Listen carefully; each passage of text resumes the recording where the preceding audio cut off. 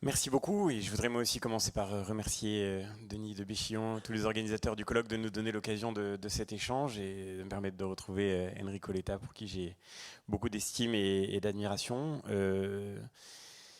C'est très beau aussi que ce colloque soit l'occasion de vivre l'expérience de plus en plus rare et presque miraculeuse aujourd'hui du désaccord passionné et enthousiaste. Tout a commencé par le fait que Denis de Béchillon, que je ne connaissais pas, a publié une chronique dans l'Express sur le sujet qui nous réunit aujourd'hui, avec laquelle j'étais en profond désaccord. Je lui ai écrit pour le lui témoigner et en retour, il m'a invité à venir ici. Et je crois que c'est très important parce qu'on vit dans un moment où, Enrico Letta le disait, la polarisation devient la grande tragédie contemporaine au point qu'elle empêche la conversation. La vie démocratique devrait commencer par la jubilation du désaccord. Le fait que quelqu'un ne pense pas comme moi est nécessairement pour moi une occasion d'essayer de comprendre par où je me suis trompé ou par où je peux l'aider à mieux considérer le réel. Et ce qui est au cœur de la pratique philosophique devrait être aussi le principe de la vie civique. Et malheureusement, aujourd'hui, nous voyons, et on l'a vu d'ailleurs hier, à quel point cette expérience devient difficile. Donc voilà, je voulais dire à quel point je suis plein de gratitude pour ce moment que vous nous offrez.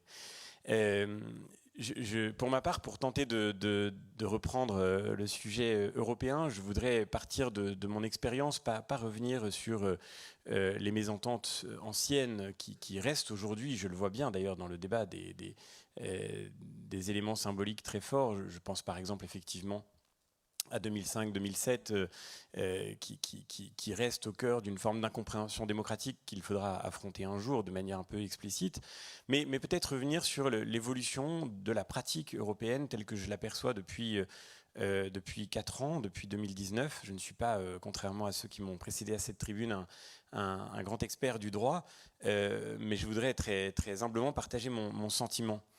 Je crois qu'aujourd'hui, ce que nous vivons au plan européen, c'est une forme d'étonnant glissement dans la pratique institutionnelle qui n'a pas tant à voir avec le fait qu'il y aurait d'un côté la politique et de l'autre le droit, ou une opposition entre le peuple et le droit, mais d'une certaine manière quelque chose qui oppose le droit au droit, ou les institutions au droit. Et de manière un peu provocatrice, je dirais que les ruptures à l'état de droit ne sont pas toujours où on les voit. Elles existent où on les voit, mais pas seulement là.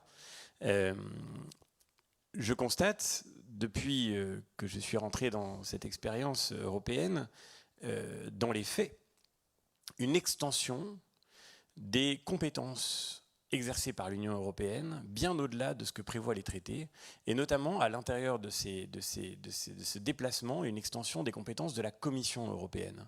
Ce qui pose d'ailleurs un problème démocratique d'autant plus complexe à gérer que la Commission, Enrico Letta le rappelait, est d'une certaine manière l'institution la moins personnifiée pour les citoyens, celle qui est la moins reliée à la légitimité démocratique. Elle a une légitimité démocratique, puisque les commissaires européens sont nommés conformément au traité par les gouvernements de leurs États respectifs. Mais on voit bien, c'est peut-être un peu l'impasse du traité de Lisbonne, qu'on est resté au milieu du gué. On n'a pas réellement construit un gouvernement européen. La Commission est restée une sorte de double du Conseil.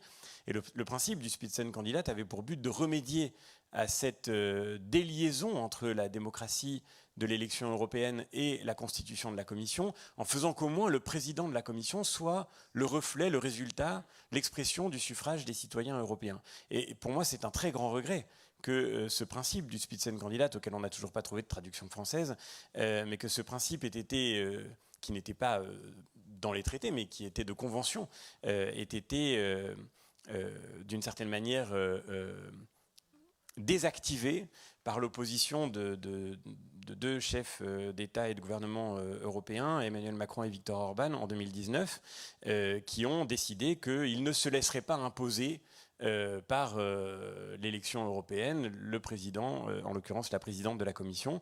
Et c'était vraiment, d'une certaine manière, une forme de volonté, parce que de fait, il n'y avait pas d'évolution politique majeure. On a remplacé un candidat allemand de la CSU par une présidente allemande de la CDU, donc il ne s'agissait pas d'un renversement politique, il s'agissait plutôt d'une contestation institutionnelle par le Conseil qui ne voulait pas se voir retirer le privilège de nommer le président ou la présidente de la Commission européenne, mais ça a contribué, je crois, à à rendre du coup le problème démocratique créé par la situation actuelle plus grand. Extension, donc je disais, des compétences de l'Union européenne et de la Commission européenne. Je voudrais prendre 3 exemples très rapides pour que ce soit concret.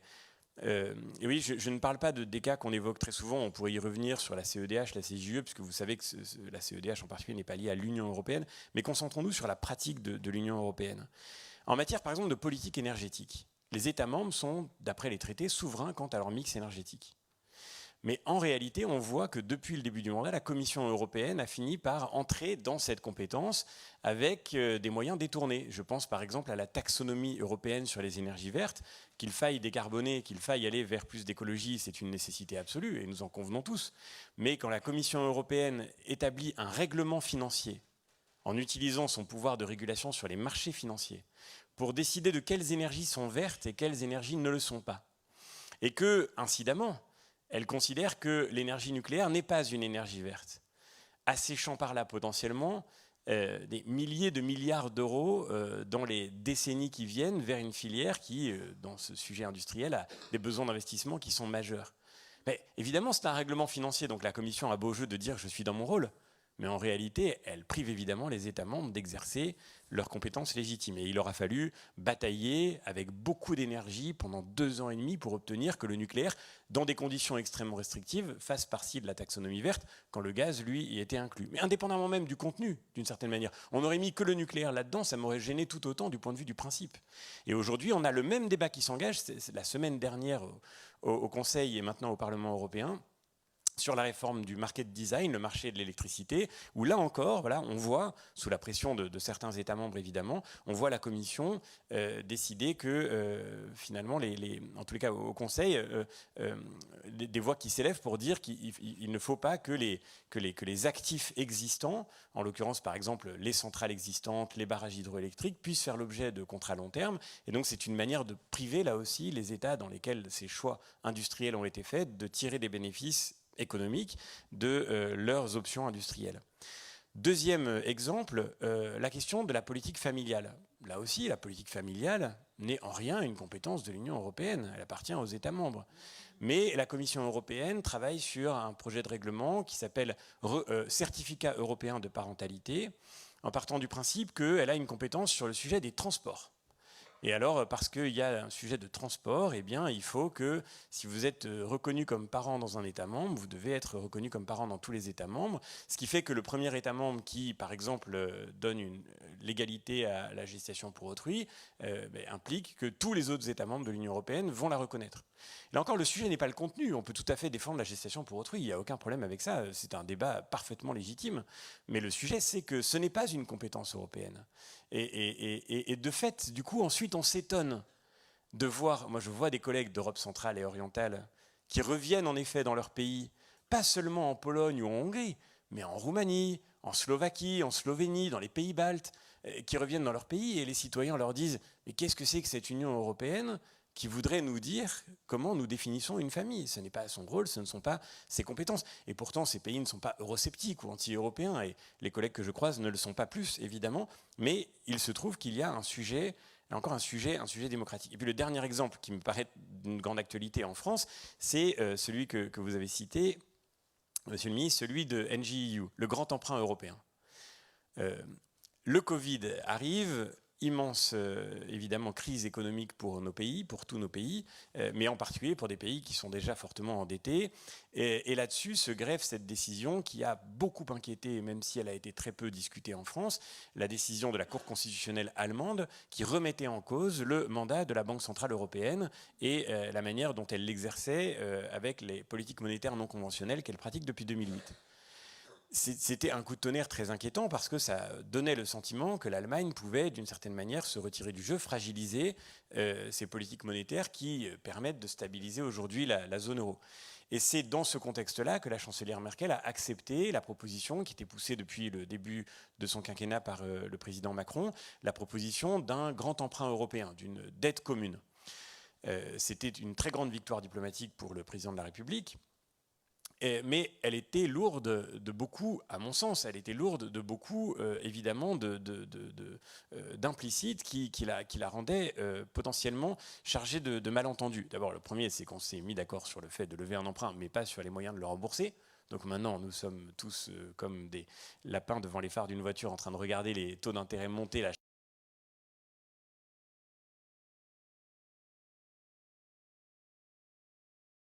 charge de la dette augmenter, et personne n'a la moindre idée de la manière dont on va se sortir de la question de la charge de cet emprunt. On parle de nouvelles ressources propres, c'est évidemment de la fiscalité. Certains éléments de cette fiscalité sont très bons, et pour ma part, je les défends, je les ai défendus et j'ai contribué à leur adoption, comme la taxe carbone à l'entrée du marché unique, mais il y a d'autres éléments de fiscalité qui peuvent être plus problématiques, et surtout à la fin, on n'arrivera pas, avec ces ressources propres, à affronter la charge de cette dette. Bon, ça c'est un sujet, mais l'autre sujet, c'est que cette dette n'était en rien prévue dans les traités européens. C'est une invention complète. Il y avait dans les traités européens la mention d'une capacité d'endettement très ponctuelle et très mineure, qui a déjà été utilisée d'ailleurs, par exemple après le tremblement de terre de l'Aquila, pour venir au secours des communes italiennes touchées. Mais le fait qu'on allait lancer un grand emprunt massif de plusieurs centaines de milliards d'euros en commun était, et d'ailleurs tout le monde le reconnaît aujourd'hui dans le débat, ça n'était pas inclus dans les perspectives ouvertes par les traités. Et de fait, ça ne s'est pas fait sans contrepartie. Et c'est tout à fait normal d'ailleurs. Nos amis allemands, nordiques, autrichiens, que nous appelons les radins et qui s'appellent eux-mêmes les frugaux, n'avaient aucune espèce d'intention d'aller garantir par leur signature et contribuer au financement d'une dette qui aurait pour finalité de maintenir des systèmes sociaux, par exemple structurellement déficitaires comme celui de la France. C'est dans ce contexte-là que la France s'est engagée de manière écrite, noir sur blanc, à effectuer une réforme des retraites. C'est dans ce contexte-là que le président de la République a pris cet engagement, alors que la réforme des retraites qu'il vient de mener ne correspondait pas à celle qu'il disait souhaiter pour le pays et qu'il avait défendue pendant son premier quinquennat. Qui ne voit qu'il y a là une clé du malaise démocratique que nous connaissons aujourd'hui? Moi, je crois qu'il faut faire une réforme des retraites, et j'ai défendu celle qui a été faite par le président de la République et son gouvernement, parce que je pense qu'elle est nécessaire à la France. Mais je crois aussi qu'il y a un vrai problème si les citoyens ont le sentiment que la réforme n'est pas faite par des dirigeants politiques qui s'expriment en rapportant à leur peuple, comme on le disait hier en reprenant cette expression, mais qu'elle est faite d'une certaine manière par l'injonction d'une institution européenne qui pourtant n'a pas mandat pour cela, qui n'a pas, d'après les traités, de compétences pour contrôler les budgets de nos États membres et la manière dont ils les exercent. Nous sommes ici au cœur de la doctrine Monnet, qui a trouvé sa réactualisation, c'est-à-dire l'idée que, comme le disait Jean Monnet lui-même dans son journal qui vient d'être réédité, c'est une lecture passionnante, hein. On voit comment Jean Monnet avait une conscience très vive que les crises étaient le moment de développement, de déploiement de l'Union européenne, et que c'est avec les crises que, même d'ailleurs il a cette formule, l'Europe ne sera que la solution multiple des crises qu'elle traversera. Et d'une certaine manière, on a vu le Covid devenir une occasion d'intégrer plus encore l'Union européenne. Et c'est un projet qui n'est pas illégitime par principe, évidemment, mais à condition, me semble-t-il, qu'il soit ratifié par les démocraties qui constituent l'Europe. Non pas qu'il soit mené de manière purement technique, dans des choix qui se font non seulement contre ou sans la ratification des citoyens, mais contre l'état du droit. Et c'est ça qui me paraît très intéressant, c'est qu'aujourd'hui, on a le sentiment, encore une fois, que le droit, d'une certaine façon, est prisonnier, prisonnier de ce projet politique. Et encore une fois, je le redis, les violations de l'état de droit ne sont pas toujours où on le croit. Je voudrais m'arrêter un très court instant sur la question de l'état de droit. Le Parlement européen, ça a été ma grande stupéfaction quand j'y suis arrivé, vote continuellement des résolutions, des rapports, des textes qui sont très éloignés des compétences de l'Union européenne et de ses propres responsabilités comme institution législative ou co-législateur de l'Union. Après la première année de mandat, on s'est retrouvé plongé dans le premier confinement et on a eu un peu de temps libre d'un seul coup parce que on était tous piégés dans le distanciel. Avec mon équipe, on a fait un inventaire au bout d'un an de mandat de tous les votes que nous avions effectués depuis le début de notre législature. on avait 1 an d'expérience derrière nous, on a compté tous les votes et on les a rapportés aux compétences de l'Union européenne. Est-ce que ces votes étaient à l'intérieur des compétences propres de l'Union européenne? Est-ce qu'elles étaient liées à des compétences d'appui ou est-ce qu'elles étaient totalement en dehors des compétences de l'Union? À la fin, 52% des votes étaient totalement extérieurs à des compétences de l'Union européenne.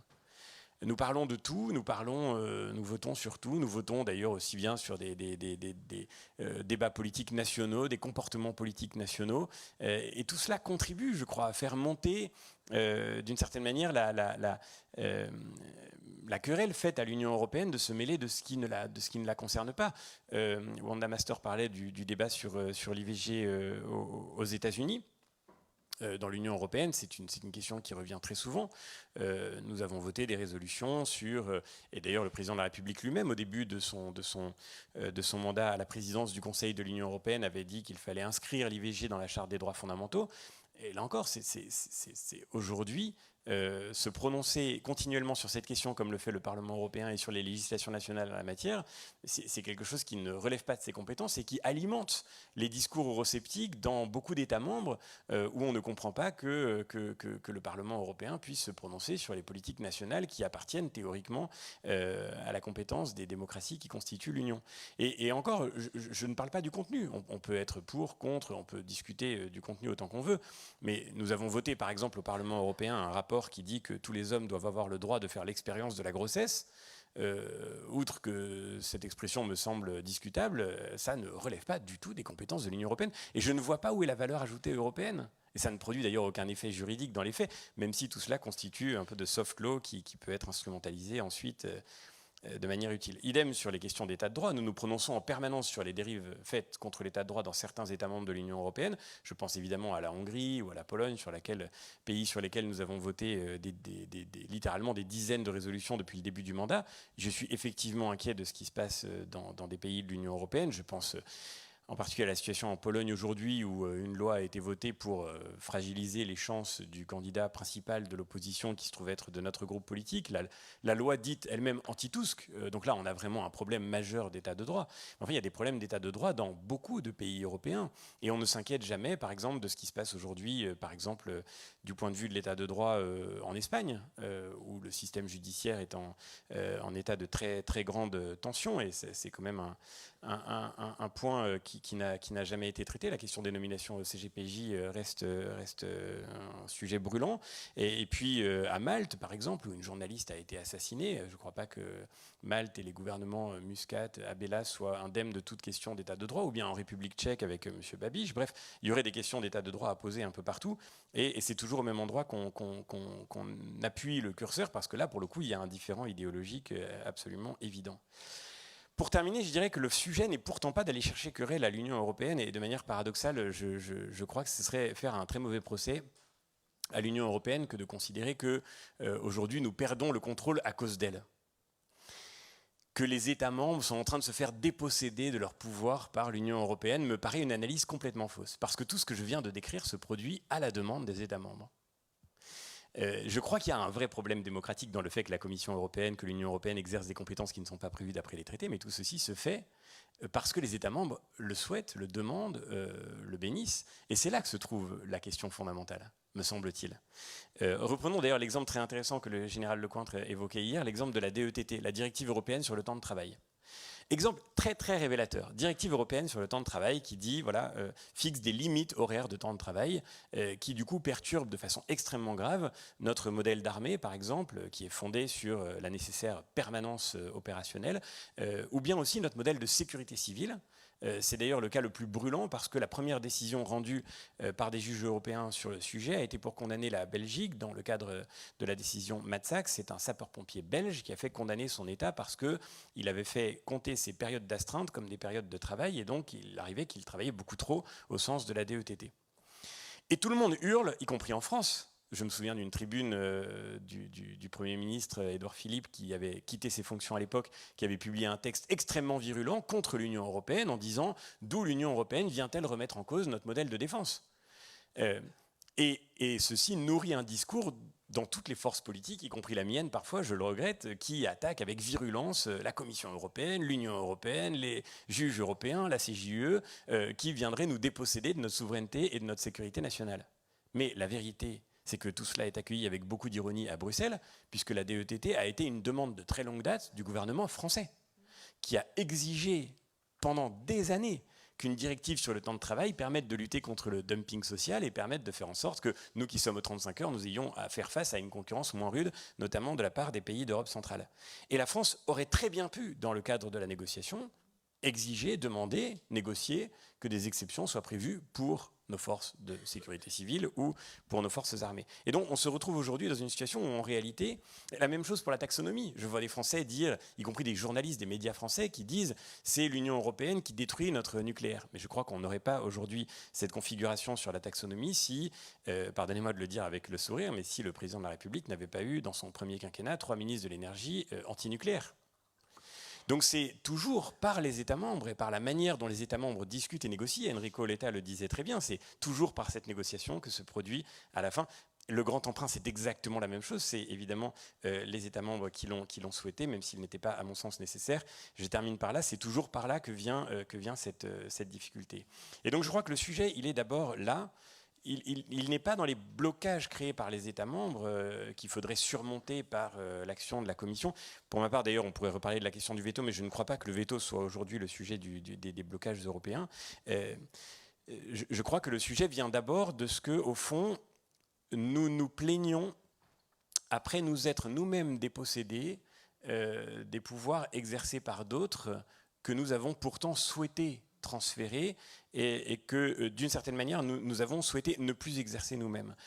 Et je crois que c'est au-delà de l'Europe quelque chose qui emporte une leçon plus générale. La politique n'est jamais faible que de son propre vide au fond. Et c'est d'ailleurs ce qui provoque cette polarisation actuelle, la faiblesse de la politique et non sa force. Je partage complètement le sentiment d'Enrico Letta sur ce sujet.